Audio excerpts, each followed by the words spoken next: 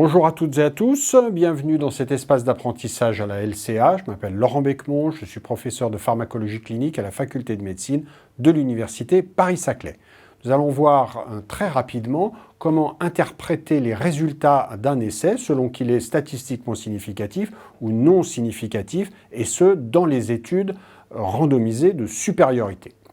Alors, quand votre résultat principal, quand vous avez un petit p inférieur à 5%, c'est-à-dire que vous avez moins de 5% de chances de vous tromper en rejetant l'hypothèse nulle, eh bien, vous avez confirmé l'hypothèse, vous rejetez l'hypothèse nulle, c'est statistiquement significatif, on s'arrête là pour ce qui est des conclusions.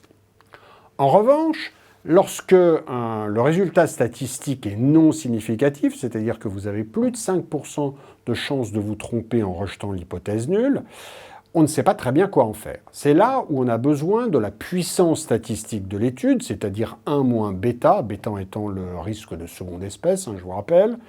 A-t-on assez de puissance pour être sûr de ne pas être passé à côté d'une différence qui en fait existe ? On va même recalculer a posteriori avec les résultats de l'étude la puissance et deux situations. Soit la puissance est importante, plus de 80%, c'est-à-dire que bêta est moins de 0,2. Dans ces cas-là, on peut conclure, oui, il n'y a pas de supériorité, et vraiment, l'hypothèse initiale est fausse, c'est pas la peine d'y revenir. En revanche, lorsqu'on n'a pas assez de puissance, moins de 80% bêta supérieur à 0,2, on ne peut rien conclure.